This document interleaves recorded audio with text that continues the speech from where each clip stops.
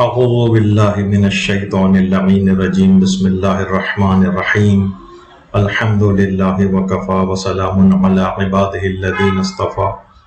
اللہم صل علی محمد وآل محمد۔ سورہ الحمد، سورہ بقرہ، پھر آیت الکرسی، سورہ آل عمران کے تعارف اور ان کے فضائل و برکات کے بعد آج سورۃ النساء، اس کے تعارف اور اس کے حیرت انگیز جو فضائل و برکات ہیں اور اس کے پیغامات ہیں، اس پر آج ہماری گفتگو ہوگی۔ دیکھیے، یہ جو سورہ ہے 176 آیات پر مشتمل سورہ ہے، اور یہ سورہ نزولی اعتبار سے 91 نمبر کا سورہ ہے، 91، یعنی ترتیب نزولی کے اعتبار سے 91 نمبر پر ہے، اور موجودہ جو ترتیب جو پیغمبر اسلام ختمی مرتبہ صلی اللہ علیہ وآلہ وسلم خود فرما کر گئے تھے، خود ترتیب دے کر گئے تھے، اس کے اعتبار سے یہ 4 نمبر کا سورہ ہے۔ اچھا، یہ سورہ مدنی سورہ ہے، اور اس زمانے میں جب یہ سورہ نازل ہو رہا تھا تو مدینے میں حکومت اسلامی کی تشکیل ہو رہی تھی، ایک معاشرہ تشکیل پا رہا تھا، اس کی تاسیس ہو رہی تھی، تو اسی کے ضمن میں تقریباً یہ ساری آیات نازل ہوئیں۔ دیکھیے، بعض اوقات یہ بھی ہوتا ہے کہ بعض سورے مکمل طور پہ مکی ہوتے ہیں، بعض سورے مکمل طور پہ مدنی ہوتے ہیں، بعض مکی سوروں میں مدنی آیات ہوتی ہیں، بعض مدنی سوروں میں مکی آیات ہوتی ہیں، لیکن یہ وہ سورہ ہے کہ اس میں آیت 58 کے علاوہ جتنی بھی آیات نازل ہوئی ہیں ساری کی ساری مدنی آیات ہیں۔ صرف ایک آیت 58 ہے جس کے متعلق علماء اور مفسرین نے یہ بات کہی ہے کہ یہ مکی آیت ہے۔ اس کے علاوہ جتنی بھی آیات اس کے اندر اور ہیں، 176 میں سے 175 آیات، وہ سب کی سب مدنی آیات ہیں، جو خاص مدینے کے اندر جو معاشرہ اسلامی حکومت کے بعد تشکیل پا رہا تھا، اس کے ضمن میں وہ آیات سب نازل ہوئی۔ اچھا، یہ جو سورہ ہے یہ وہی سبع طوال میں شامل ہے، یعنی وہ 7 سورے جو طویل ترین سورے ہیں ان کے اندر یہ سورہ بھی شامل ہے، اور یہ قرآن کا دوسرا بڑا سورہ ہے۔ اس ترتیب کے لحاظ سے آل عمران پہلے نمبر پر آیا تھا سورہ بقرہ کے بعد، لیکن سورہ آل عمران سورہ نساء سے بڑا نہیں۔ قرآن کے اندر جو ترتیب ہے بڑے سوروں کی، اس میں سورہ بقرہ پہلے نمبر پر ہے، دوسرے نمبر پر یہ سورہ نساء ہے، جس کی آیات سورہ آل عمران سے بھی زیادہ ہے، حالانکہ سورہ آل عمران ترتیب کے اعتبار سے اس سے پہلے۔ تو یہ قرآن کا سب سے بڑا سورہ ہے۔ اچھا، سورہ نساء کی اگر برکات اور فضائل کے اعتبار سے اگر ہم چیزوں کو دیکھیں تو سب سے اہم ترین چیز کہ واقعتاً جس میں ہر مومن کا دل دہل جاتا ہے اس بات کو سوچ کر، وہ ہے فشار قبر۔ تو یہ سورہ فشار قبر سے بھی حفاظت کے لیے بہت ہی اہم سورہ ہے، اور جتنی بھی ہماری تفاسیر ہیں، بلکہ شیعہ و سنی تمام تفاسیر کے اندر یہ بات آئی ہے، اور وہ روایت بھی ہے جو کہ حضرت امیر المومنین علیہ السلام سے مروی، کہ جو شخص بھی جمعے کو سورہ نساء کی تلاوت کرے گا وہ فشار قبر سے محفوظ ہو جائے گا۔ جو بھی شخص جمعے کو سورہ نساء کی تلاوت کرے گا وہ فشار قبر سے محفوظ اور مامون ہو جائے گا۔ تو اس لحاظ سے اگر ہم دیکھیں تو ہر شخص کو یقین ہے، بلکہ کہا جاتا ہے نا کہ ہر چیز پہ شکوک و شبہات پائے جاتے ہیں، حتیٰ کہ اللہ تک کے اوپر لوگوں کے شکوک و شبہات ہیں جس سے واضح تر کوئی چیز نہیں، لیکن موت کے متعلق کسی کو بھی کوئی شک و شبہ نہیں کہ مجھے مرنا ہے۔ ٹھیک ہے، بات کے مراحل ہوں گے یا نہیں ہوں گے اس کے اوپر بحث ہوتی، لیکن مسلمان ہونے کے اعتبار سے یا مومن ہونے کے اعتبار سے فشار قبر کا بھی سب کو علم ہے، روایات بھی لوگوں کے علم میں ہوتی ہیں، تو کیوں نہ اس چیز کا دفعہ پہلے سے کر لیا جائے، اس کا حفاظتی انتظام پہلے سے کر لیا جائے، جس کی طرف سے ہماری صرف نظر ہوتی ہے، لاپرواہی ہوتی ہے، اور اس کی طرف ہم سوچتے بھی نہیں۔ دیکھیے جب یہ کہا جاتا ہے کہ دعا کے جو آداب بتائے گئے ہیں ان میں ایک ادب یہ بھی ہے کہ دعا قبل از بلا، یعنی بلا کو نازل ہونے سے پہلے اس کا دفیہ کر لیجیے. یعنی ایسا نہ ہو کہ مثلاً چیز ایک بلا اور مصیبت کے اندر گرفتار ہو جائیں اور بعد میں اس کے لیے دعا کر رہے ہوں. نہیں، پہلے سے اس کا دفیہ کرنا چاہیے. اسی طریقے سے جب معلوم ہے کہ فشار قبر ہے، عذاب قبر ہے، بعد کے سخت مراحل ہیں، تو کیوں ان کا دفیہ پہلے سے نہیں ہوتا؟ جبکہ ہم دنیا میں دیکھتے ہیں کہ کتنے ہی مظاہر ایسے ہیں کہ ہم ان چیزوں کا دفیہ پہلے سے کر کے رکھتے ہیں. بچے کو حفاظتی ٹیکے آپ کیوں لگواتے ہیں؟ کہ بھئی یہ بڑا ہونے کے بعد یا جیسے جیسے اس کی عمر بڑھے گی کچھ بیماریوں کا شکار ہو سکتا ہے، تو اس کی حفاظت کے لیے پہلے سے حفاظتی ٹیکے وغیرہ لگوائے جاتے ہیں. سردیاں شروع ہونے سے پہلے سردیوں کے کپڑوں کی تیاری ہوتی ہے، گرمیوں کے آنے سے پہلے گرمی کے کپڑوں کی تیاری ہونے لگتی ہے. لوگ مختلف ممالک میں امیگریشن کے لیے جا رہے ہوتے ہیں یا ترک وطن کر کے جا رہے ہوتے ہیں، تو وہاں موسم کیسا ہے اس کے مطابق کپڑے اور تمام انتظامات کر کے وہاں پر جاتے ہیں. بہت سارے افراد ہیں، بوڑھے ہیں، یا یہ کہ انسان جوانی کی حالت میں بہت سی بیمہ پالیسیاں لیتا ہے کہ بھئی جب میں بوڑھا ہو جاؤں گا، بزرگ ہو جاؤں گا، جاب کرنے قابل نہیں رہوں گا، تو یہ بیمہ پالیسی میں ابھی سے لے کے رکھ رہا ہوں تاکہ بعد میں اس کے لیے میرے لیے ایک اطمینان کی زندگی میں آخری زمانے میں بسر کروں. تو یہ تمام چیزوں کے انتظامات آخرت کے لیے کیوں نہیں کر کے رکھے جاتے؟ ایک بہت بڑا سوال ہے کہ منکر و نکیر کی سوالات سے آسانی کے بچنے کے اعمال کون سے ہیں، فشار قبر سے بچنے کے اعمال کون سے ہیں، دیگر عذاب قبر سے بچنے کے اعمال کون سے ہیں، موت کی سختی سے بچنے کے اعمال کون سے ہیں، اور برزخی زندگی میں میری زندگی قیامت تک کا جو پیریڈ ہوگا وہ کیسے گزرے گی، اس کے اعمال کون سے ہیں. پھر جب قیامت میں اٹھایا جائے گا وہاں پہ جو مشکلات ہوں گی، اور پولیسرات اور چوکیاں اور موقف اور روز محشر کی جو سختیاں وغیرہ ان سے بچنے کے مخصوص اعمال بھی بتائے گئے. تو انسان کو ہمیشہ اس متعلق میں کچھ اپنا ورک کر کے رکھنا چاہیے کہ میں ان چیزوں کا پہلے سے انتظام کر کے رکھوں، جیسے اس دنیا کے اندر اپنے لیے کر کے رکھتا ہے. یہ مختصر سی دنیا یہاں اگر نہیں بھی اگر کرے گا تو کیا ہوگا؟ کوئی خاص فرق نہیں پڑے گا، لیکن پھر بھی انسان حفاظت کے لیے اپنی تمام چیزیں کر کے رکھتا ہے. تو بہرحال فشار قبر سے حفاظت کا یہ سورہ ہے. اچھا، اس کی ایک اور فضیلت یہ ہے کہ اس کی تلاوت کا ثواب اس قدر زیادہ ہے. پیغمبر اکرم ختمی مرتبہ صلی اللہ علیہ وآلہ وسلم یہ بات ارشاد فرماتے ہیں، تفسیر مجموع البیان میں بھی یہ بات ہے، تفسیر نور الثقلین میں بھی یہ بات ہے کہ جو شخص بھی سورہ نساء کی تلاوت کرے گا گویا اس نے اس قدر مال راہ خدا میں دیا ہے جتنا سورہ نساء کے اعتبار سے ایک وارث کا حق بنتا ہے. یعنی اپنے تمام حق وراثت کے برابر مال کو راہ خدا میں دینے کا ثواب. بہت سے لوگوں کو ظاہر ہے کہ وراثت میں بڑی بڑی رقومات جو ملتی ہیں، مکان گھر ملتے ہیں، کروڑوں روپے ملتے ہیں، مثلا لاکھوں کروڑوں روپے. تو اس کی اگر کوئی تلاوت کرے گا تو وہ گویا اپنے حق وراثت کے برابر مال کو اس نے گویا راہ خدا میں دے دیا. یعنی سمجھیں کہ کروڑوں روپے آج ملا اس کو اور اس نے وہ سارا کا سارا خدا کی راہ میں صدقہ کر دیا. تو سورہ نساء کا اتنا عظیم ثواب اس کو ملے گا. 1 روپیہ دینے کا صدقے کا کس قدر ثواب ہے، اور انسان لاکھوں کروڑوں روپے مثلا اگر دے دے. تو بہرحال البتہ یہ ضرور ہے کہ اس کے اندر یہ والی گنجائش بھی ہونی چاہیے، یہ نہیں کہ بس ٹھیک ہے اس میں سے تم ایک پائی نہیں نکالیں گے اور سورہ نساء چلیں، اس میں اتنا زیادہ مال تو خرچ نہیں ہوتا ہے نا، تو سورہ نساء کی تلاوت کر لیں گے. تو یہ والی تھنکنگ بھی نہ آئے، اور یہ چیزیں سکھائی بھی اس لحاظ سے جاتی ہیں ثواب بتا کے کہ انسان کو اس کی طرف سے بھی دماغ میں رہے کہ میں اور طریقہ کار بھی ایسے اختیار کر سکتا ہوں. مثلا وراثت کا مال ملے تو اس میں سے بھی راہ خدا میں تصدق کروں. ایک لحاظ سے وراثت میں جو ملتا ہے ایک فری کا ایک مال مل رہا ہوتا ہے، تو اس مال میں دوسرے غریب غربا وغیرہ کو کیوں نہ شریک کیا جائے. تو اس طرف بھی لوگوں کا دماغ اس لحاظ سے ہونا چاہیے. اسی طرح سے ابھی تک تو صرف آپ نے وراثت کے مال کے لحاظ سے سنا تھا، باقی چیز نہیں. لیکن کچھ روایات ایسی بھی آئی ہیں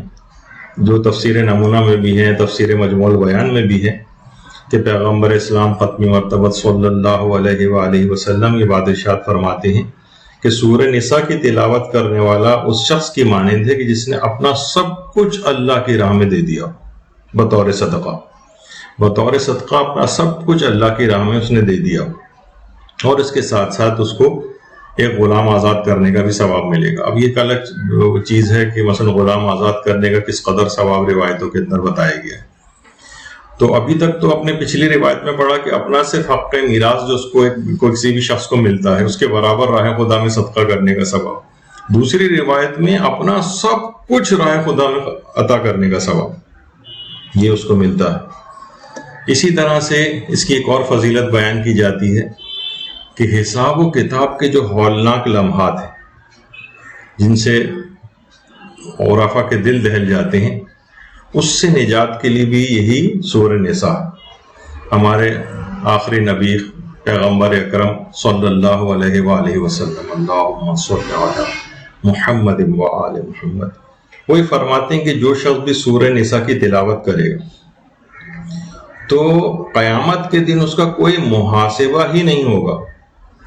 اور وہ انبیاء اور اولیاء کے ساتھ اٹھایا جائے گا۔ ایک بڑی ایک اہم ایک چیز ہے، حساب و کتاب کے ہولناک لمحات میں یہ سورہ نجات دے گا۔ اچھا، اس کے کوئی خاص وقت بھی ہے سورہ کی تلاوت کا؟ ویسے تو دیکھیے تلاوت قرآن کا کوئی خاص ایسا وقت نہیں ہے، خاص طور پر سورہ نساء کے یعنی کسی بھی وقت آپ چاہیں پڑھ سکتے ہیں لیکن بہرحال کچھ خاص اوقات، مثلا شیخ توسی نے مصباح المتحجد جو ہے اس میں بات لکھی ہے کہ جمعے کے دن صبح کے وقت اس کی تلاوت کا بہت زیادہ ثواب ہے۔ ویسے تو کسی بھی دن کسی بھی وقت پڑھ سکتے ہیں، لیکن جمعے کے دن صبح کے وقت اگر اس کو پڑھیں تو اس کی تلاوت کا ثواب بھی زیادہ ہے، اس کی فضائل اور برکات بھی انسان کو زیادہ حاصل ہوں گی۔ اچھا، اسی طرح سے خوف کے خاتمے کے لیے سورہ نساء پڑھنا، خوف کا خاتمہ۔ ابن طاؤس کی جو ایک مشہور کتاب ہے الامان من اخطار الاسفار والازمان، یعنی مختلف زمانوں اور سفروں کے اندر جو انسان کو خوف لاحق ہوتے ہیں اس سے بچنے کے لیے کون کون سے اعمال ہیں، تو اس میں ابن طاؤس نے ہمارے چھٹے امام جعفر صادق علیہ الصلوۃ والسلام کی ایک روایت نقل کی ہے کہ امام فرماتے ہیں کہ اگر کوئی شخص سورہ نساء کو برتن پر لکھ کر، کوئی بھی ایک برتن ہو جس پہ لکھے ہو سورہ نساء کو، اور اس کے بعد اس لکھے ہوئے کو بارش کے پانی سے دھو دے، اور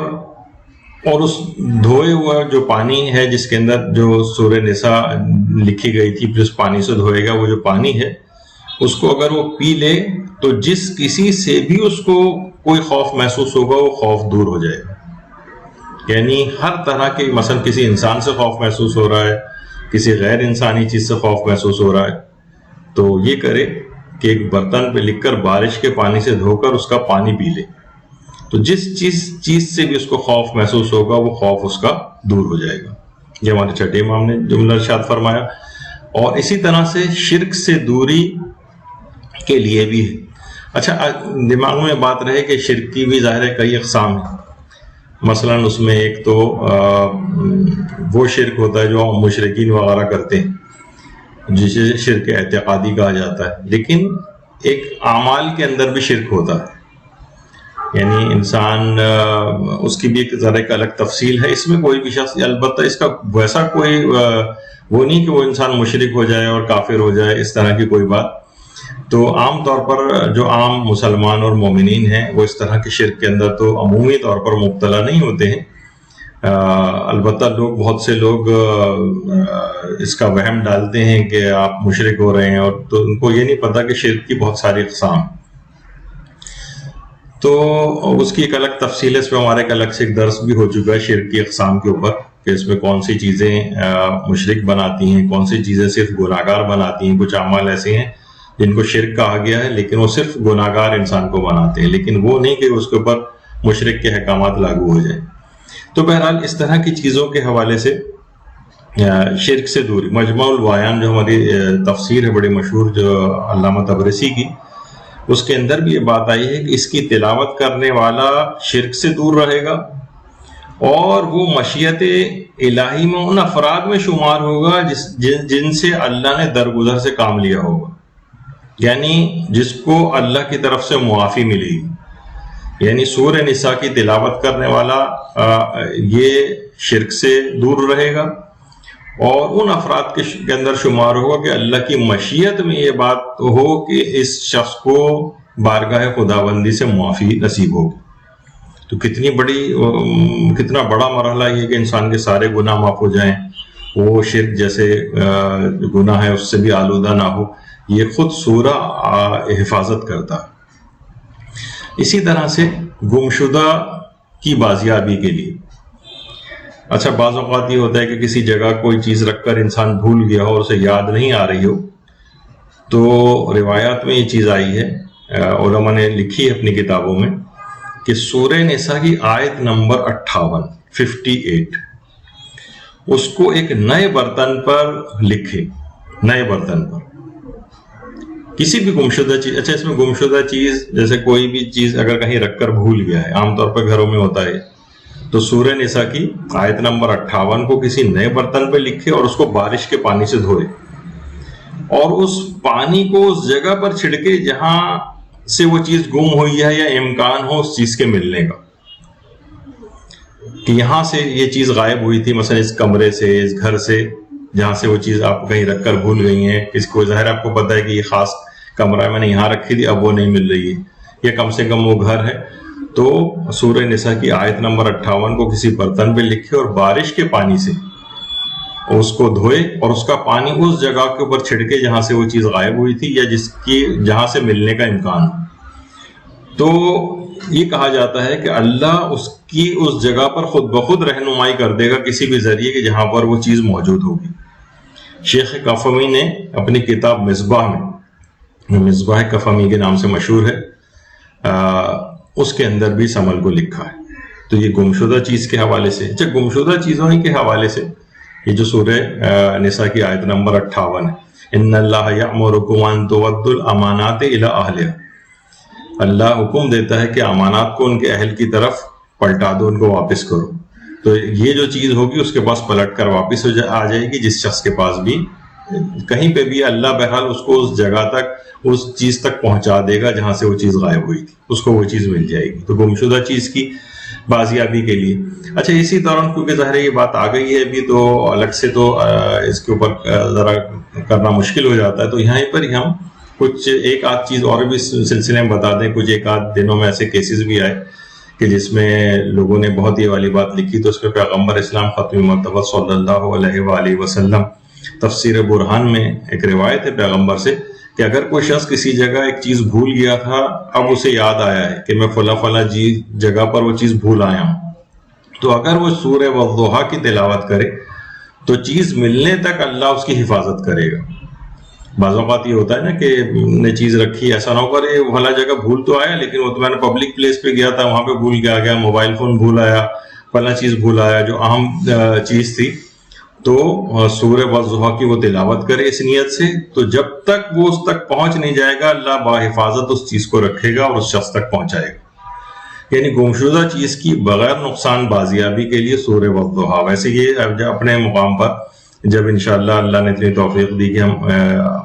آخری پارے تک پہنچ جائیں اور اس میں سورہ والضحیٰ کے فضائل و برکات بیان کر رہے ہوں، تو وہاں پر انشاءاللہ اس بات کا تذکرہ دوبارہ بھی آئے گا۔ اسی طرح سے گمشدہ کی بازیابی کے لیے، اگر یہ تو چیز کی بات تھی اس سے پہلے، اب گمشدہ شخص کا نام لے کر بھی اگر کوئی شخص سورہ والضحیٰ کو لکھے تو وہ شخص اپنے دوستوں میں، اپنے چاہنے والوں میں صحیح سالم لوٹ آئے گا۔ یعنی سورہ والضحیٰ لکھے، اس کے ساتھ اس گمشدہ شخص کا نام بھی لکھ دے۔ تو پیغمبر اسلام ختم مرتبہ صلی اللہ علیہ وآلہ وسلم یہ بات ارشاد فرماتے ہیں کہ وہ شخص صحیح و سالم اپنے دوستوں تک لوٹ آئے گا، صحیح و سالم۔ تو بہت سے لوگ بڑے پریشان ہوتے ہیں، لوگ خدا نخواستہ اغوا ہو جاتے ہیں یا مثلاً اٹھا لیے جاتے ہیں مختلف افراد کی طرف سے، مسنگ پرسنز وغیرہ ہوتے ہیں، تو ان گمشدہ افراد کی بازیابی کے لیے بھی یہ بات بڑی مجرب ہے۔ اسی طرح گمشدہ چیز کو پانے کے لیے آیت اللہ بہجت نے بھی ایک چیز بتائی کہ وہ چیز جو گم ہو گئی ہو یا چوری ہو گئی ہو، خواہ وہ انسانی کیوں نہ ہو، یعنی کوئی اس کو اٹھا کے لے گیا ہو، تو اسے پانے کے لیے اس وقت تک یہ ذکر پڑھیں جب تک وہ چیز مل نہیں جاتی. چھوٹا سا اصبحت فی امان اللہ، امسیت فی جوار اللہ، میں نے خدا کی پناہ میں صبح کی اور جوار الہی میں رات میں داخل ہوا. یعنی ہر وقت اللہ کی پناہ میں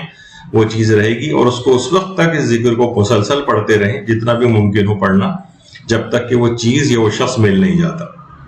بلکہ کتاب گوہر حکیمانہ جو مہدی عاصمی کی لکھی ہوئی ہے، اس میں یہ بات آئی کہ ایک شخص کو کسی سے کوئی کام تھا، اسے یہ بھی نہیں پتا تھا کہ وہ اس وقت کہاں ہوگا.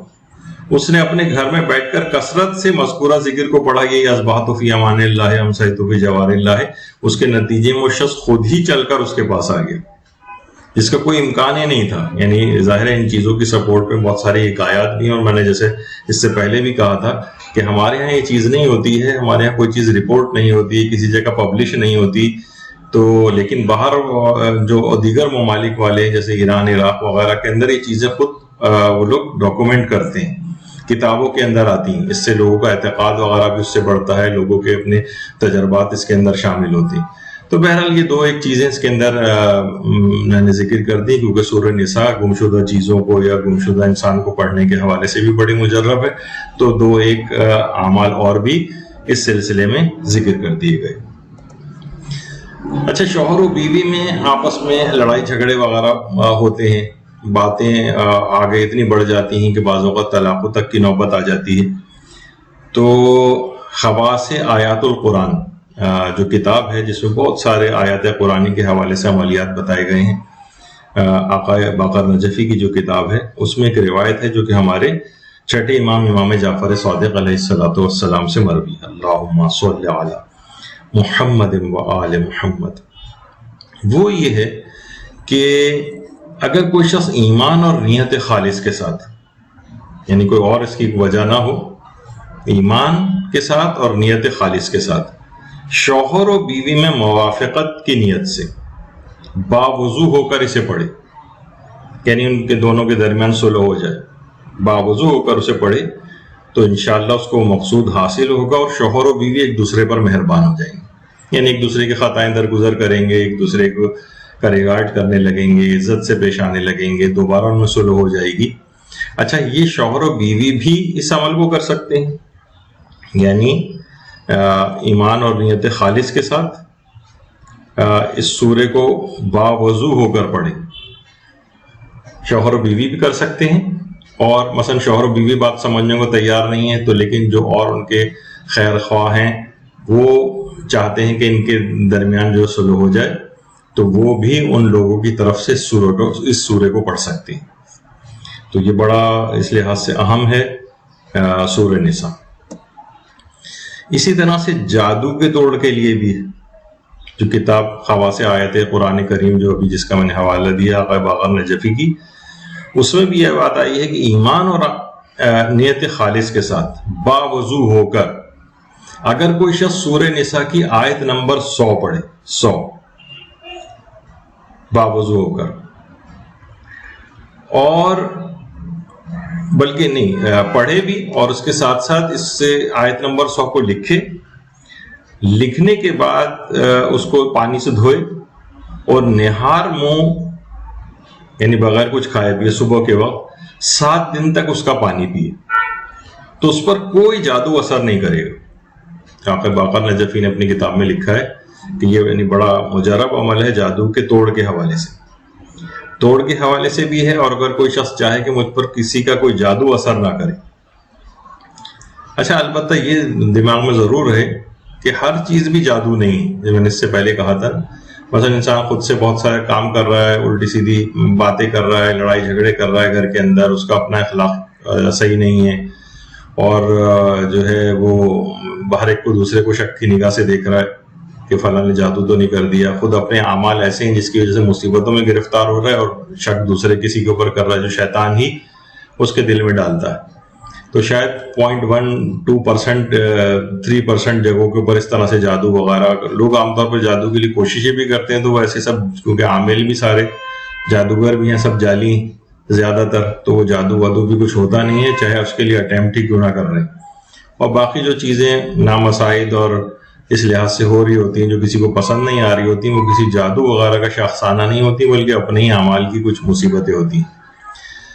لیکن بہرحال چلیں کہ جو بہت کم بھی اگر پرسنٹیج صحیح اگر کوئی شخص جادو کر رہا ہے یا جادو ہو چکا ہے اس کے توڑ کے لیے، تو اس میں بھی سورہ نساء کو اس انداز سے ایمان اور اعتقاد خالص نیت کے ساتھ باوضو ہو کر سورہ نساء کی آیت نمبر 100 کو لکھے، اور وقت صبح بالکل نہار منہ 7 دن تک اس کا پانی پیے۔ تو اس کے اندر ایسی خصوصیت ہے کہ اس پر نہ صرف یہ کہ کوئی جادو اثر نہیں کرے گا، بلکہ کسی پر جادو کی کوئی اٹیمپٹ ہوئی ہو تو وہ اس کے توڑ کے لیے بھی یہ عمل کافی مجرب ہے جادو کے حوالے سے۔ اچھا، اسی طرح سے دشمن پر غلبہ حاصل کرنے کے لیے، اچھا اب یہاں پھر وہی بار بار چیز کہنی پڑتی ہے، اس میں مومنین ایک دوسرے پر اس طرح سے ان چیزوں کو استعمال نہ کریں، یعنی وہی کہ ایک دوسرے کو دشمن سمجھا ہوا ہے، اور دشمن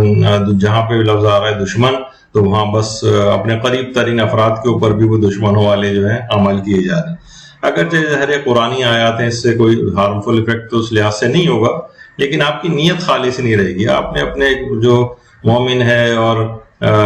ولایت امیر المومن کا کلمہ پڑھنے والا ہے، خدا اور رسول کے اوپر ایمان رکھتا ہے اور سب چیزوں کے اوپر، اور کچھ آپس کی چیزیں ایسی ہو رہی ہیں اس کو اپنے دشمن سمجھ لیا اپنا، تو یہ اتنی اچھا ایک فکر نہیں ہے۔ اس میں انسان کو اپنے آپ کو ہے کہ ہر شخص کو اپنا دشمن اس انداز سے سمجھ لے۔ بہر الخواص آیت قرآن کریم جو ہے اس میں بھی یہ آئی ہے دشمن پر غلبہ حاصل کرنے کے لیے، کہ اگر اس کی جو آیات ہیں سورہ نساء کی آیت نمبر 174 اور 175، کیونکہ 176 پہ تو یہ سورہ ویسے ختم ہو جائے گا، یعنی بالکل آخری میں جو آیات ہیں، تو اس میں آیت نمبر 174 اور 175، اگر کوئی شخص ان آیات کو خالص نیت سے لکھے اور اتوار کے دن روزہ بھی رکھے، اتوار کے دن روزہ رکھے اور اتواری کے دن ان آیات کو خالص نیت سے لکھے، تو دشمن کے تمام دعوے اس کے اوپر جو ہیں وہ باطل ہو جائیں گے اور اس کو اپنے دشمن پر غلبہ نصیب ہو جائے گا۔ یہ ایک عمل علماء نے اپنی کتابوں میں لکھا ہے سورہ نساء کے حوالے سے، لیکن اس کی پورا سورہ نساء نہیں لکھنا ہے، ایک آیت نمبر 174 اور 175 لکھنی، اور اتوار کے روز ہو یہ کام، اور اتوار کو روزہ بھی رکھا جائے۔ کسی کے اگر کسی پر واجب قضا روزے ہیں تو اپنے قضا روزے رکھے، قضا روزے نہیں ہیں تو کوئی بھی مستحب روزہ کی نیت کی کوئی مخصوص دن ہو تو اس دن نیت کر لے۔ اتفاق اگر ایسا ہو گیا کہ اتوار ہی کے روز جو ہے وہ کوئی ایسی تاریخ آ جائے، اور نہیں بھی ہے تو سال کے جن دنوں میں روزہ رکھنا حرام ہوتا ہے وہ دن اگر نکال دیے جائیں تو روزانہ ہی روزہ رکھنا مستحب ہے، اور کچھ خاص دنوں میں تاکید زیادہ بڑھ جاتی ہے۔ تو بہرحال اتوار کے روز قضا ہو تو قضا کی نیت سے، ورنہ کوئی بھی مستحب نیت سے روزہ رکھے، اور اس کے بعد آیت نمبر 174 اور 175 پڑھے، تو اس دو آیات کی تلاوت سے جو کہ حالت روزہ میں وہ لکھے گا، انشاءاللہ اس کو اپنے دشمن پر کامیابی نصیب ہوگی، اور دشمن نے جو بھی دعویٰ اس کے اوپر باطل دعویٰ کیا ہوگا تو وہ سب دعوے باطل ہو جائیں گے۔ اچھا، ایک اور چیز ہے، وہ البتہ اپنے رشتہ داروں کے لیے بھی ہو سکتی ہے، یعنی مقصد میرا کہنے کا یہ کہ بہت سے رشتہ دار جو بدگوئی کر رہے ہوتے ہیں، بد زبانی کر رہے ہوتے ہیں، اپنی چرب زبانی سے آپ کو بہت زیادہ پریشان کر رہے ہوتے ہیں، لوگوں کو آپ کے خلاف کر رہے ہوتے ہیں،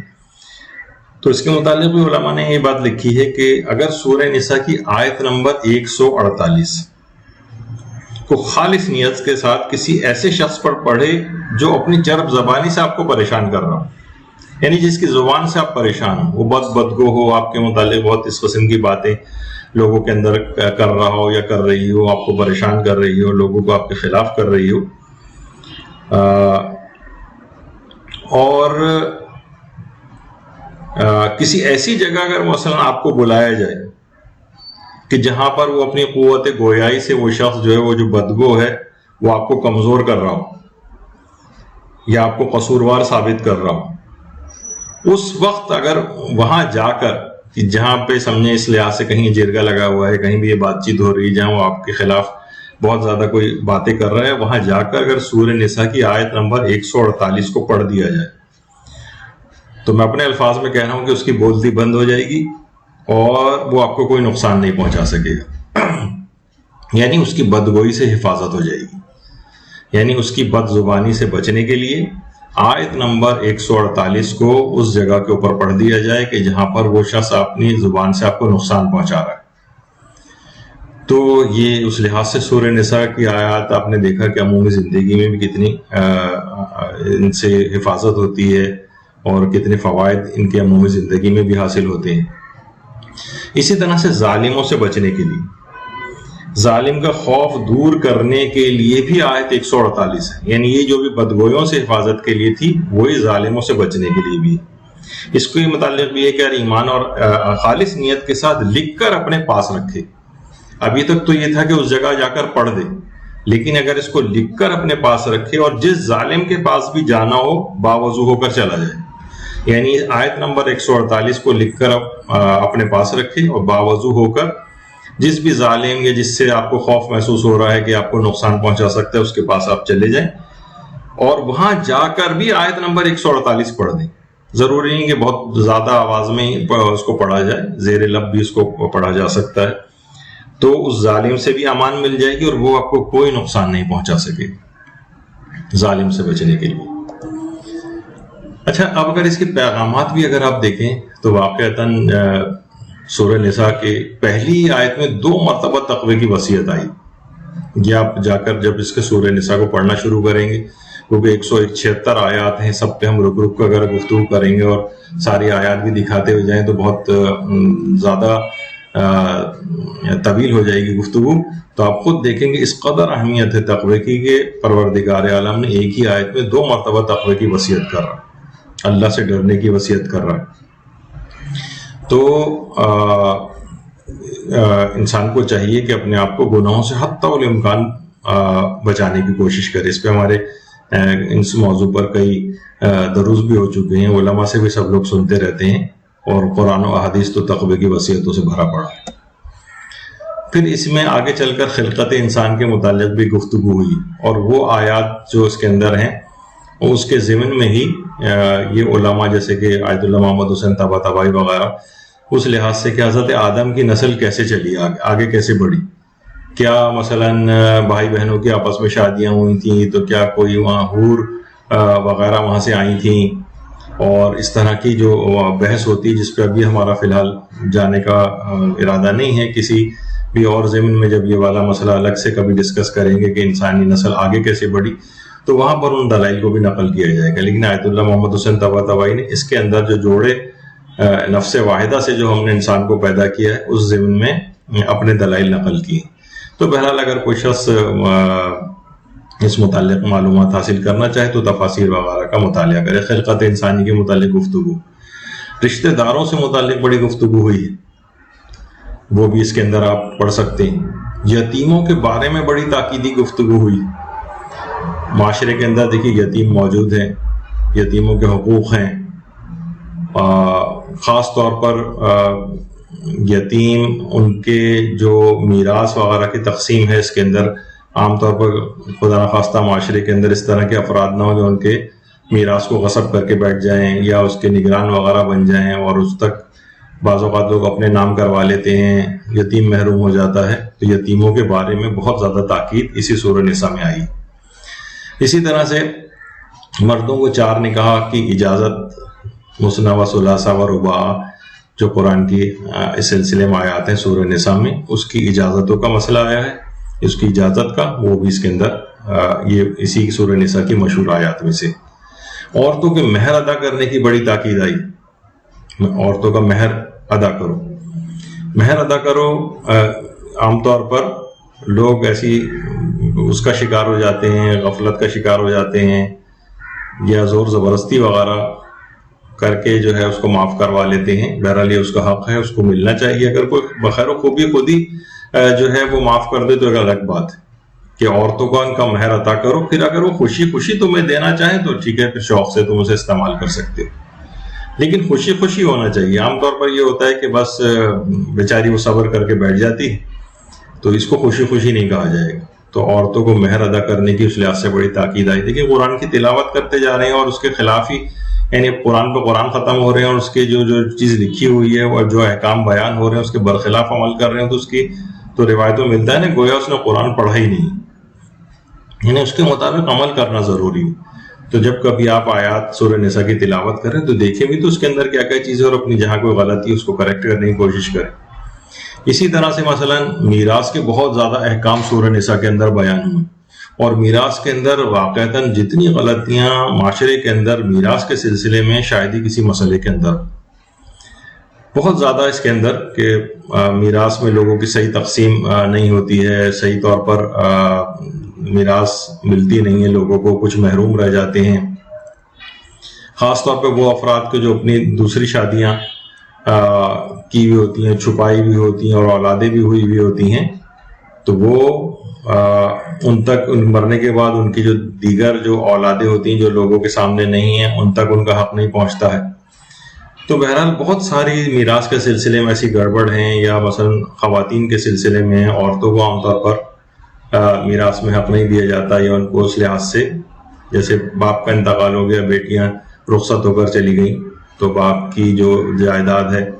مثلا وہ اس لحاظ سے ان کے جو حقیقی ورثاء ہیں اس کو تقسیم ہونی چاہیے۔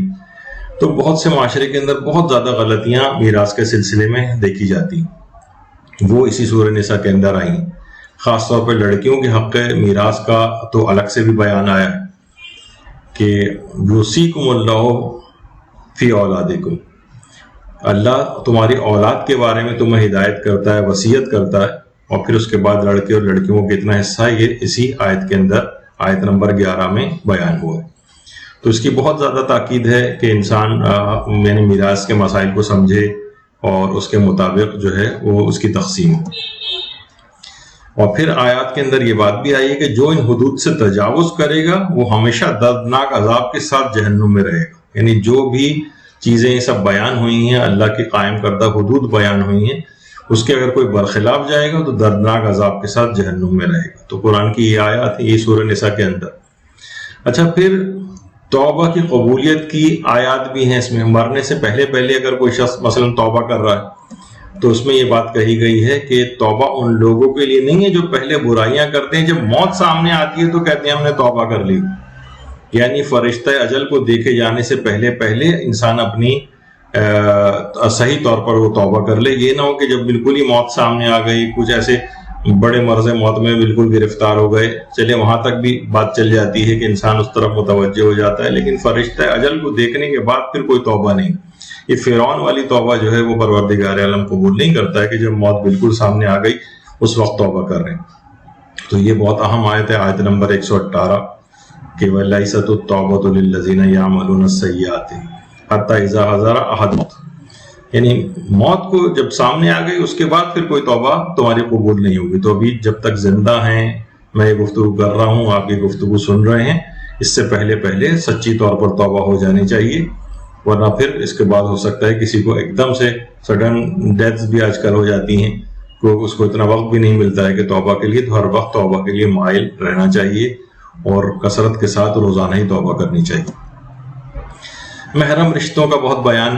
اس سورے کے اندر ذکر ہوا ہے، اور سب رشتے جو ہے باقاعدہ گنوائے گئے ہیں، تاکہ اس میں یہ بھی رہے کہ بہت سارے چیزیں جو ہوتی ہیں جو ہمارے ہاں کہ جناب یہ تو پھپھائی ہیں، یہ تو خالوئی تو ہیں، یہ تو اپنے،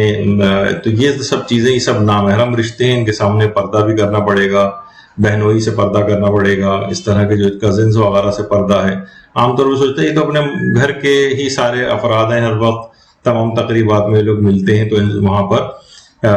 ان رشتوں کے اندر حجاب وغیرہ کا خیال نہیں کیا جاتا ہے۔ تو محرم رشتوں کا بیان الگ سے اللہ نے جو ہے وہ کیا ہے کہ صرف محرم ہی ہیں، اس کے علاوہ جتنے ہوں گے وہ سارے نامحرم، تو ان میں تمام ان احتیاطوں کو بروئے کار لانا چاہیے کہ جو کہ ان نامحرم رشتوں کے سلسلے میں حجاب وغیرہ کا الخصوص بیان ہے۔ اس میں آیت متع جو بہت مشہور آیت ہے، آیت نمبر 24، وہ سورہ نساء کی ہے، فَمَسْتَمْتَعْتُمْ بِهِ مِنْهُنَّ فَآتُوهُنَّ أُجُورَهُنَّ فَرِيضَةً۔ تو آیت متع وہ اسی کے اندر ہے، کیونکہ یہ معاشرے کے اندر یہ چیز جب دلائل کے طور پر پیش کی جاتی ہے تو آپ کے دماغ میں رہے کہ آیت نمبر 24 ہے۔ اچھا، ایک دوسرے کا حق مارنے کی بڑی مذمت آئی ہے سورہ نساء کے اندر، آیت نمبر 29 میں، یا ایھا الذین آمنوا لا تاکلوا اموالکم بینکم بالباطل، اے ایمان والو آپس میں ایک دوسرے کے مال کو ناحق طریقے سے نہ کھایا کرو۔ تو لوگ ایک دوسرے کو قرضہ لے کر واپس نہیں کرتے ہیں، کوئی اور مال لے لیا امانتاً، کوئی چیز ان کے پاس آ گئی وہ واپس نہیں کر رہے ہیں، تو اس میں بہت سخت اس کی مذمت آئی ہے کہ آپس میں ایک دوسرے کا مال ناحق طریقے سے انسان نہ کھائے اور متوجہ رہے، اور گاہے پگاہے چند مہینوں کے بعد اپنے دیکھنا چاہیے کسی کوئی چیز آپ کے پاس آ تو نہیں گئی، اگر آ گئی ہے تو اس تک واپس لوٹائیں۔ لوگ عام طور پر قرضے لے کے اور اس کے بعد ٹالتے رہتے ہیں، اور وہ بھی بیچارہ یا تو شرم حضوری میں دوسرا جو ہے وہ خاموش رہتا ہے یا وہ مایوس ہو جاتا ہے۔ تو بہرحال ایک دوسرے کا مال اس طرح سے کھانے کی اسی سورہ نساء کی آیت نمبر 29 میں شدید مذمت آئی ہے۔ اچھا، اسی سورہ میں آیت نمبر 31 میں کبیرہ گناہوں سے بچنے کا ایک انعام بیان ہوا ہے۔ ان تجتنبوا کبائر ما تنہون عنہ نکفر عنکم سیئاتکم وندخلکم مدخلا کریما۔ اگر تم بڑے گناہوں سے اپنے آپ کو بچا لو گے جن سے تم کو روکا گیا ہے، تو ہم تمہارے دوسرے گناہوں کی یعنی چھوٹے گناہوں کی پردہ پوشی کریں گے، اور تمہیں ندخلکم مدخلا کریما، اور تمہیں باعزت منزل تک پہنچا دیں گے۔ یعنی انسان اگر کبیرہ گناہوں سے اپنے آپ کو بچا لے تو پروردگار عالم صغیرہ گناہوں سے اس کی پردہ پوشی کرے گا، اس کو ان کو معاف کر دے گا۔ البتہ اس میں تھوڑی سی بحث ہے، ہماری جو گناہ کبیرہ کے موضوع پر بھی گفتگو ہو چکی ہے، اور یہاں پر الگ سے مدرسے مولانا عامر یاسوبی صاحب قبلہ انہوں نے بھی فہرست گناہ کبیرہ جو ہے پیش کی تھی کہ تقریباً 100 کے قریب ایسے ہیں کہ جو کہ گناہ کبیرہ شمار ہوتے ہیں۔ اس میں سے بھی 82 جو ہیں وہ تو یقینی کبیرہ ہیں۔ 18 کے متعلق علماء میں بحث ہے کہ انہیں کبیرہ مانے یا صغیرہ مانے، اور کچھ کبیرہ کہتے ہیں کچھ صغیرہ کہتے ہیں۔ البتہ یہ ضرور ہے کہ گناہ صغیرہ بھی ہو اور اس کی تکرار بار بار کی جائے تو وہ بھی کبیرہ بن جاتا ہے۔ تو بہرحال اگر انسان وہ اس کے پاس ایک لسٹ ہو، دیکھ لے کہ ان میں سے کبیرہ گناہ کون سے ہیں، ان سے اپنے آپ کو اگر بچا لے ان 100 گناہوں سے، جس کی ایک باقاعدہ ایک لسٹ ہے، جو مجتہدین کی جو کتابیں ہوتی ہیں مفصل منہاج الصالحین یا امام خمینی کی تحریر الوسیلہ وغیرہ ہے، ان میں بھی ایک لسٹ بیان ہوئی ہے۔ ان میں نسبتاً ذرا لسٹ کم ہے، لیکن جو اور علماء کی بھی تمام چیزیں جمع کر لی ہیں تو بہرحال 100 سے اوپر ہی لسٹ نہیں جائے گی۔ تو اگر کوئی شخص کبیرہ گناہوں سے اپنے آپ کو بچا لے تو صغیرہ گناہوں کو پروردگار عالم معاف کر دے گا۔ البتہ صغیرہ اور کبیرہ کے اندر بھی ایک بحث آتی ہے، بہت سے علماء تو یہ بھی کہتے ہیں کہ ہر گناہ ہی پر جو پروردگار کی جس میں نافرمانی ہو کبیرہ ہی، یعنی یہ تو نہیں ہوگا نا کہ بھائی کوئی کہے کہ جناب جو شہید دست غیب شیرازی کہتے تھے کہ کبیرہ اور صغیرہ کی بحث میں کہ کیا کوئی شخص یہ کہے گا کہ بھائی ٹھیک ہے بڑے سانپوں اور اژدہوں سے تو میں اپنے آپ کو نہیں ڈسوا رہا ہوں، لیکن چھوٹے سائز کے سانپوں سے اپنے آپ کو کٹوا لیتا ہوں۔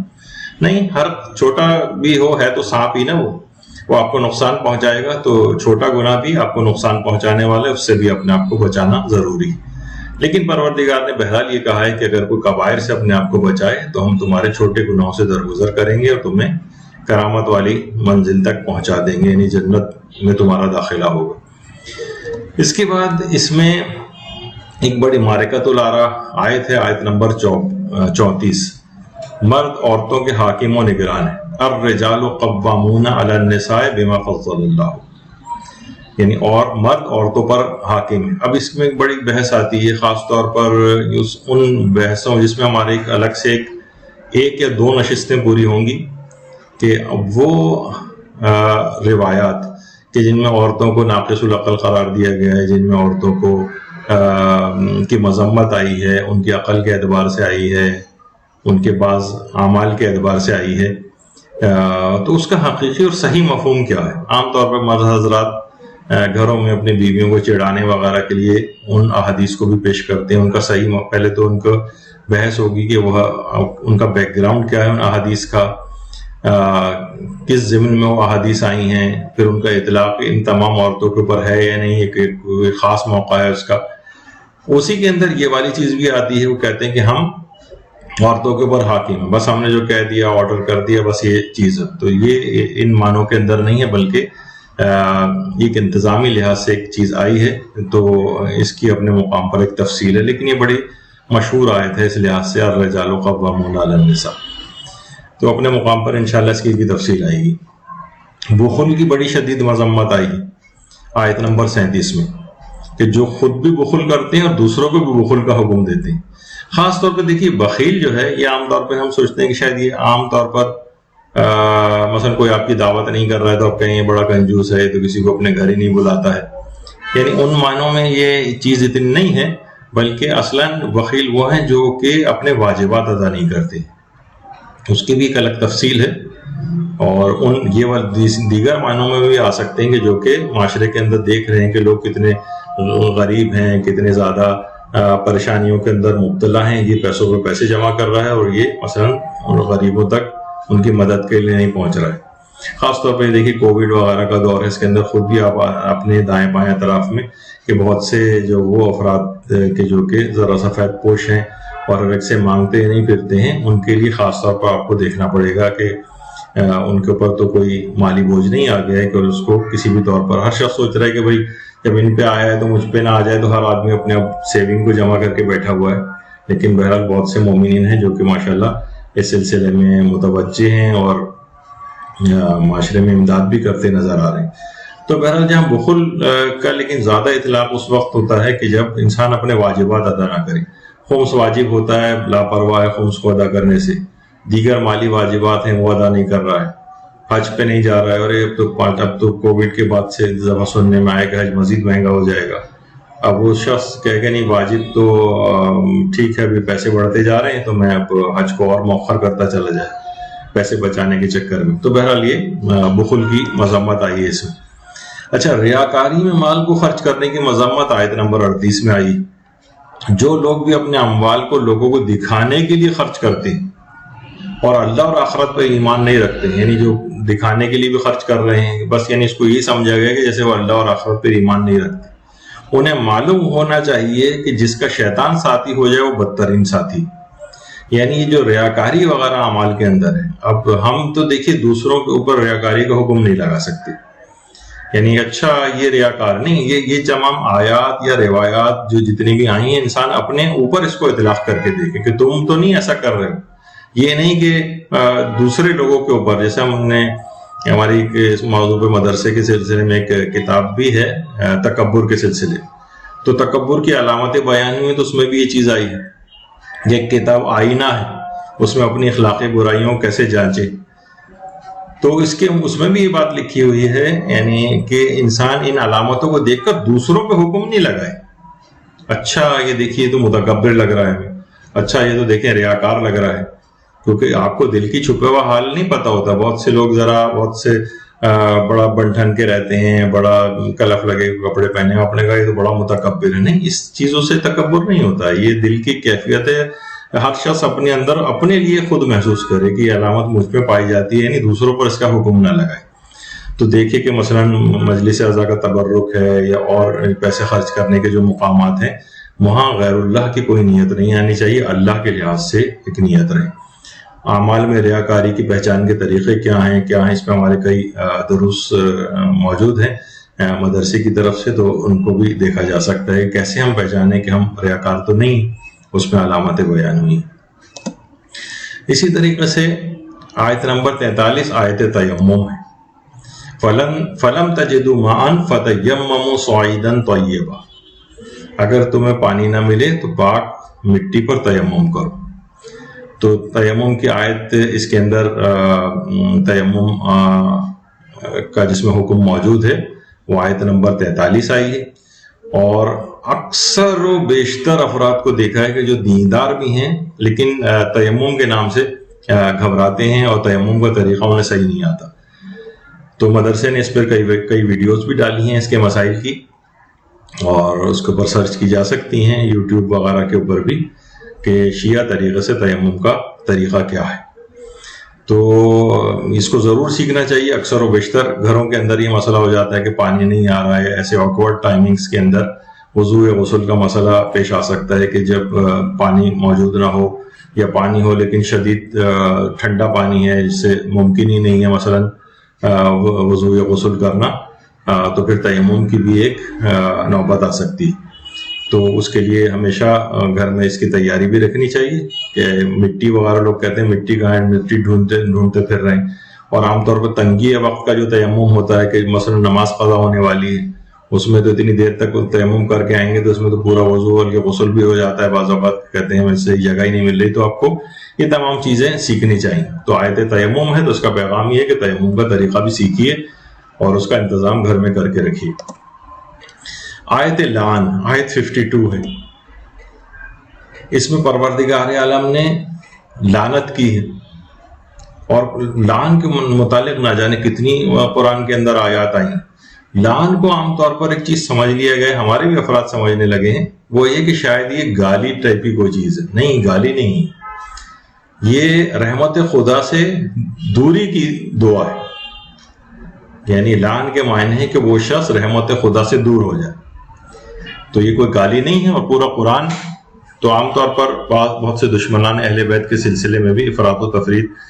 کا لوگ شکار ہو جاتے ہیں کہ نہیں ان پر لعن بھی نہ کیجیے. ہاں، لعن اس لحاظ سے تو ضرور ہے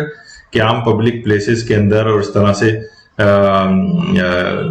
نہ کی جائے کہ مثلا جو جسے فساد وغیرہ کا اندیشہ ہو. لیکن بہرحال یہ قرآنی حکم ہے اور مستحبات کے اندر سے بھی قرار دیا. اس پہ مراجع کے فتاوی بھی موجود ہیں. لیکن بہرحال کہ انسان ایسا نہ ہو کہ مسلمانوں میں کوئی تفرقہ یا اس طرح کی کوئی چیز ہو اور فساد ہونے لگے، وہ ایک حرام میں بدل جائے گا. تو لیکن یہ دونوں چیزوں کو بیلنس کر کے چلنا چاہیے. ایسا نہ ہو کہ یہ سمجھ لیا جائے کہ حکم لعن ہی بالکل ختم ہو گیا ہے، یہ بھی نہ ہو. اور یہ بھی نہ ہو کہ کوئی کہے گا جب حکم آیا تو ہر جگہ لعن کہیں گے چاہے فسادی کیوں نہ ہو جائے. نہیں، یہ افراط و تفریط کا شکار نہیں ہونا چاہیے. تو آیت 52 لعن سے متعلق بھی. حسد کی بڑی مذمت آئی آیت نمبر 54 میں. یا وہ ان لوگوں سے حسد کرتے ہیں جنہیں خدا نے اپنے فضل و کرم سے بہت کچھ عطا کیا ہے. تو حسد کرنا، اچھا اس میں بھی ایک چیز ہے حسد اور ایک ہوتی ہے رشک. اچھا، حسد کی بھی 3 اقسام ہیں. ان میں سے 2 اقسام جائز ہیں، صرف ایک قسم حرام بنتی ہے کہ جب اعضاء و جوارے سے انسان کسی کو کوئی نعمت پہنچنے سے روکے. مثلا کسی لڑکی کا بہت اچھی جگہ رشتہ طے ہوا، آپ نے کچھ ایسے الفاظ کہے کہ وہ دوسرے مشکوک ہو گیا، رشتہ ختم ہو گیا. اب آپ کہیں گے میں حسد تو نہیں کرتی، میں نے صرف ایک اس طرح کے کوئی جملہ، چاہے وہ معنی خیز جملہ ہی کیوں نہ ہو، یہ بھی حسد کے اس کے اندر آ جائے گا. یہ حسد کا گناہ آپ کو ملے گا. یا مثلا کسی کو کوئی بہت اچھی جاب مل رہی ہے، آپ نے وہ جاب ختم کرا دی. کسی کو کوئی بینیفٹ ملنا ہے، وہ آپ نے کچھ کہہ کے، یعنی اپنے زبان، اپنے ہاتھوں، اپنے پاؤں کو، اپنے ایفرٹس کو یا اپنے تعلقات کو استعمال کر کے اس شخص تک وہ نعمت پہنچنے سے روک دی. اسی کو حسد کہتے ہیں. تو ایسے لوگ افراد کی بہت مذمت آئی جب انسان یہ والی آیات پڑھے کہ جن پر اللہ نے اپنے فضل و کرم سے کچھ عطا کہ انسانوں سے ان سے حسد نہیں کرے. اللہ نے مذمت کی ہے اس کے اندر. بلکہ یہ کر سکتے ہیں غبطہ، جسے رشک کرنا کہتے ہیں کہ پروردگار تو نے اس کو دیا، مجھے بھی دے. لیکن حسد میں زوال نعمت کی تمنا کی جاتی ہے دوسرے شخص کی. کہا جاتا ہے نا کہ حاسد کے لیے یہی سزا کتنی کافی ہے کہ جب تم خوش ہوتے ہو تو وہ غمگین ہو جاتا ہے. اس کو کوئی اور سزا نہیں بھی ملے، وہ اپنی حسد کی آگ میں خود ہی جلتا رہتا ہے. تو بہرحال اس کی بڑی مذمت آئی ہے. اللہ سے دعا کرنی چاہیے کہ حسد کی جو تیسری قسم ہے، پہلی 2 قسمیں جو ہیں وہ حرام کی حد تک نہیں. مثلا کسی کے لیے دل میں برائی آ رہی ہے، آ کے نکل رہی ہے، یہ بھی حسد نہیں. برائی آ رہی ہے اور دل میں بیٹھتی چلی جا رہی ہے، یہاں تک بھی حرام تک نہیں پہنچا. البتہ اخلاقی برائی ہے، اس کو آگے بڑھنے سے روکنا چاہیے.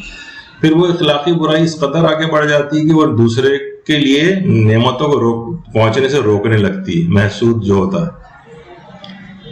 حاسد جو حسد کر رہا ہوتا ہے، محسود جس سے حسد کیا جا رہا ہوتا ہے. تو حاسد جو ہے اس تک نعمتوں کو پہنچنے سے اپنے تعلقات، اپنے اعضاء و جوارے کو استعمال کرتا ہے. تو پہلی 2 اقسام میں حرام کی حد تک نہیں ہے، لیکن اس سے بھی بچنا چاہیے. اور جب یہ تیسری چیز میں داخل ہو جائے کہ جب وہ اپنے اعضاء و جوارے کو استعمال کرنے لگے تو پھر حرام کی حد تک پہنچتا. تو آیت نمبر 54 میں یہ بیان ہوا ہے. اس کے علاوہ اسی کے اندر آیت 59 ہے جو آیت اولی الامر کہلاتی ہے. یا ایھا الذین آمنوا اطیعوا اللہ واطیعوا الرسول واولی الامر منکم. کتنا آپ مجالس کے اندر اس آیت کو سنتے ہیں. تو اس میں تو اتنی زیادہ تفصیل میں جانے کی ضرورت نہیں ہے، اکثر لوگ اس کی تفاسیر سے بھی واقف ہیں. پیغمبر اسلام سے توسل کی آیت، آیت نمبر 64.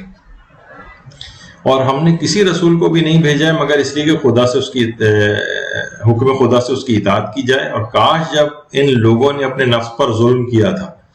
کاش وہ لوگ جنہوں نے اپنے نفس پر ظلم کیا تھا یہ اگر آپ کے پاس آ جاتے، رسول اللہ کے پاس، اور خود بھی اپنے گناہوں کے لیے استغفار کرتے اور رسول بھی ان کے حق میں استغفار فرماتے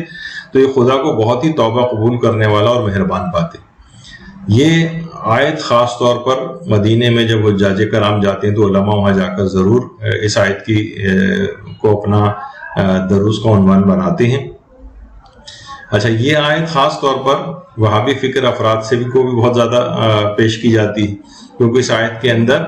یعنی پیغمبر کی اپنی زندگی میں بھی اور پیغمبر کے بظاہر اس دنیا سے پردہ فرما جانے کے بعد توسل کا جو نظریہ ہے ہمارا کہ چاہے وہ اس دنیا کے اندر زندہ موجود ہو یا اس دنیا سے پردہ فرما گئے ہو، ہر صورت میں ان سے توسل کا حکم ہے. اور آیت کے اندر کوئی تخصیص نہیں کہہ رہا کہ یہ رسول جس وقت زندہ ہوں اسی وقت کے لیے. جب بھی کوئی شخص جس نے بھی اپنے نفس پر ظلم کیا ہے وہ پیغمبر اسلام کے قبر کے پاس آئے اور اپنے گناہوں کے لیے استغفار کرے اور رسول اللہ بھی اس قابل ہو، یعنی کہ وہ رسول بھی اس کے استغفار کو قبول کریں تو خدا کو بہت ہی توبہ قبول کرنے والا اور مہربان پائیں گے. ستون ابی لبابہ جو وہاں پر مدینے میں مسجد نبوی کے اندر ہے، جب ان کی تفاصیل بیان ہوتی ہیں ان ستونوں کی، اس میں ستون توبہ اور ستون ابی لبابہ جو ہے اس کے ضمن میں اس کی تاریخ جب بیان ہوتی ہے تو یہ والی آیت ضرور اس میں آتی. تو یہ آیت 164 نمبر کی تھی. اس کے علاوہ آیت جو 65 ہے اس کے اندر بھی آگے چل کر آیا ہے کہ اگر کوئی خدا اور رسول یعنی کہ آپ کے پروردگار کی قسم ہرگز صاحب ایمان نہیں بن سکیں گے جب تک اپنے اختلافات میں آپ کو حکم نہ بنا لیں. پھر جب آپ فیصلہ کر دیں تو اپنے دل میں کسی قسم کی تنگی کا احساس نہ کریں اور آپ کے فیصلے کے سامنے سراپا تسلیم ہو جائیں. فلا وربک لا یؤمنون حتی یحکموک فیما شجر بینہم ثم لا یجدوا فی انفسہم حرجا مما قضیت ویسلموا تسلیما. اللہم صل علی محمد وعلی محمد. تو بہرحال پیغمبر کا حکم اب یہاں پر یہی ہوتا ہے کہ لوگ ایک زمانہ تھا یہاں پر، اب پتہ نہیں کہ ابھی بھی عدالتوں میں ہوتا ہے یعنی کہ جب اس قسم کی چیزیں بیان ہو رہی ہوتی ہیں، مثلا فیصلے ہو رہے ہوتے ہیں میراث وغیرہ کے، تو پہلے پوچھا جاتا تھا آپ کو انگریزی قانون کے مطابق میراث کا فیصلہ چاہیے یا شریعت محمدی کے مطابق. تو لوگ بتاتے ہیں کہ اس وقت اکثریت لوگ کہتے تھے ہمیں کیونکہ اس میں ذرا فائدے زیادہ ملتے ہیں، ہمیں انگریزی قانون کے مطابق فیصلہ چاہیے. یعنی رسول اللہ نے جو ان کے لیے فیصلہ کر دیا، اللہ نے جو فیصلہ کر دیا وہ نہیں چاہیے. میں خاتون سے واقف ہوں جنہوں نے بہت بڑا اپنا حق میراث جو ہے، ظاہر بیوی جو بیوہ ہوتی ہے، اولاد ہے تو 8واں حصہ ملتا ہے، اولاد نہیں ہے تو 4تھائی حصہ ملتا ہے. بہرحال انہوں نے کہا کہ نہیں مجھے تو شریعت کے مطابق اپنا حصہ چاہیے. تو اس طرح کے بہت سارے صاحبان ایمان ہیں. تو بہرحال کوئی بھی چیز جو فقہی حکم اپنے لیے پتہ چلا، کوئی بعض اوقات مجتہد کے پاس بھی جاتے ہیں اپنے فیصلے کو کروانے کے لیے، تو جو فیصلہ وہاں سے ہو جائے پھر اس کو قبول کر لینا چاہیے. اس طریقے سے پیغمبر اسلام کے متعلق یہ والی چیز آئی ہے کہ جب ایک شریعت نے ایک فیصلہ دے دیا ہے تو اس کے فیصلے کو قبول کرو. اچھا، پھر اگلی آیت ہے آیت 69، جنت میں مومنین کے ساتھ رفاقت. اس کی ایک شرط بیان ہوئی، جو بھی اللہ اور اس کے رسول کی اطاعت کرے گا وہ ان لوگوں کے ساتھ رہے گا جن پر خدا نے اپنی نعمتیں نازل کی، انبیاء، صدیقین، شہداء اور صالحین، اور یہی بہترین رفیق.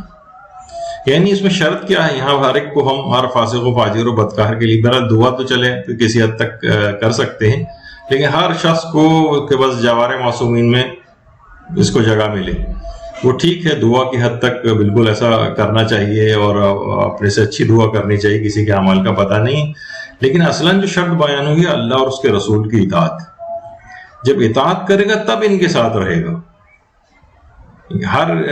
یعنی وہی ہے کہ بالکل برخلاف عمل کر رہا ہے ان کی سیرت کے اور کہے گا میں پھر بھی جوار معصومین ان کے ساتھ رہوں، تو یہ ایک عجیب سی خواہش ہے، اس پہ انسان کو غور کرنا چاہیے. اور پھر یہ کہ آیت نمبر 80 میں سورہ نساء کی، اس میں ہے کہ رسول اللہ کی اطاعت ہی اللہ کی اطاعت. جو رسول کی اطاعت کو من یطع الرسول فقد اطاع اللہ، اس نے گویا اللہ ہی کی اطاعت کی. یہاں پر آج کل توحید کے ایسے دعوے دار بھی آ گئے ہیں اور کتنے ہی نئے نئے ایسے فرقے ہمیں اس پہ نظر آ رہے ہیں کہ جو کہ حدیثوں کو مانتے ہی نہیں،